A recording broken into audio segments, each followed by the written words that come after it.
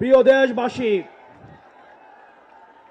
আপনারা জানেন আমরা দীর্ঘ ১.৫ দশকের আওয়ামী জাহিলিয়াতের শাসনের পরে আজকে আমরা মুক্ত বাংলাদেশে যেই সংসদ ভবনকে আমরা ফ্যাসিবাদ মুক্ত করেছি, সেই সংসদ ভবনের সামনে আমরা গণতান্ত্রিক প্রক্রিয়ায় সেই সংসদ ভবনে যাওয়ার জন্য আজকে আমরা মানিক মিয়া এভিনিউতে এসে দাঁড়িয়েছি।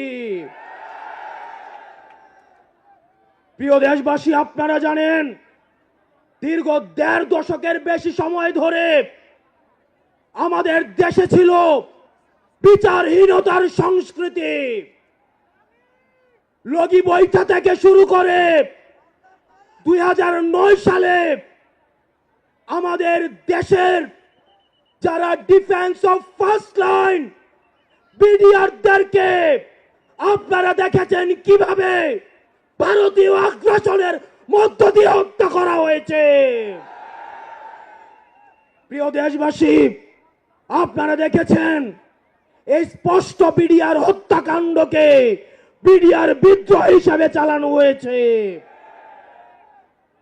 আপনারা দেখেছেন শাপলা চত্বরে আমাদের দাড়ি টুপিওয়ালা ভাইদের উপরে রাতের অন্ধকারে কিভাবে জেনোসাইড চালানো হয়েছে। আমাদের দাড়ি টুপিওয়ালা ভাইদের সামনে থেকে কিভাবে মাইক কেড়ে নিয়ে যাওয়া হয়েছে। প্রিয় দেশবাসী, আপনারা দেখেছেন বাংলাদেশে কিভাবে রাতের ভোট, কিভাবে দিনের ভোট রাতে চালু করার সংস্কৃতি চালু হয়েছে, ডামি ইলেকশন চালু করা হয়েছে। আমরা ৫ই আগস্টে এই আওয়ামী লীগের এই দুঃশাসনের আমরা এই দুঃশাসনের কবর রচনা করেছি। আমরা বলতে চাই এই গণভবনে কে যাবে সেটি নির্ধারিত হবে বাংলাদেশ থেকে, ভারত থেকে সেটি নির্ধারিত হবে না। আমরা স্পষ্ট করে বলতে চাই এই সংসদে কে যাবে সেটি নির্ধারণ করবে বাংলাদেশের খেটে খাওয়া জনতা।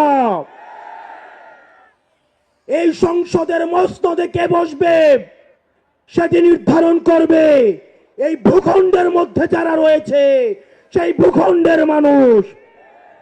আমরা দীর্ঘ ১.৫ দশকের বেশি সময় ধরে আমরা একটা জাতি গড়ে তুলতে পারি নাই।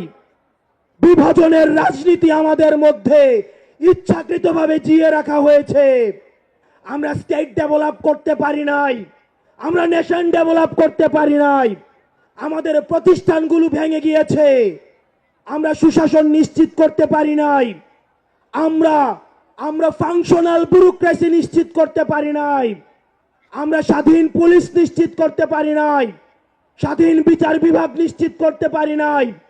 আমরা স্বাধীনতার এত বছর পরেও আমাদের তরুণ প্রজন্ম, আমাদের একটা ইনস্টিটিউশন আমরা প্রপারলি ফাংশন করতে দেখি নাই।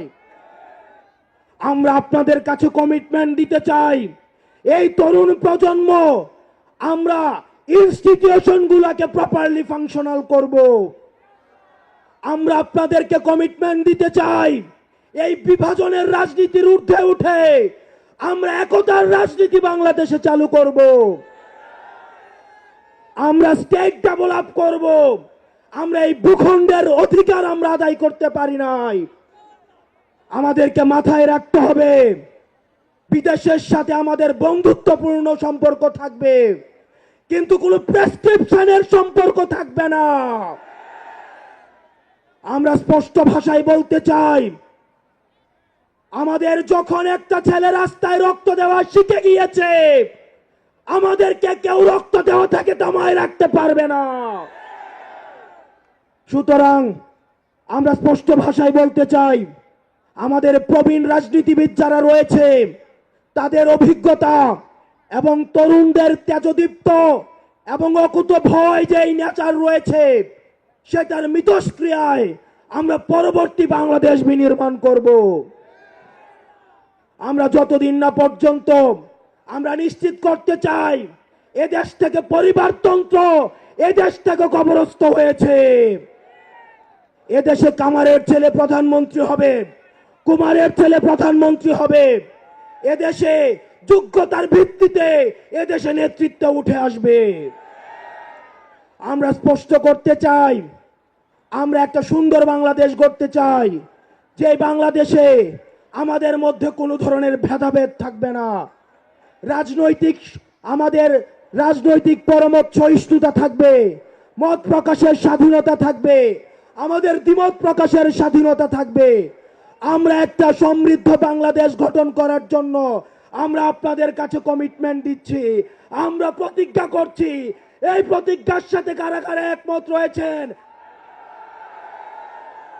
ও ইনকিলাব জিন্দাবাদ, ইনকিলাব জিন্দাবাদ, ইনকিলাব জিন্দাবাদ, ইনকিলাব জিন্দাবাদ। আপনাদের সাথে দেখা হবে আমাদের তরুণদের স্বপ্নের বাংলাদেশে। আসসালামু আলাইকুম ওয়া রাহমাতুল্লাহ।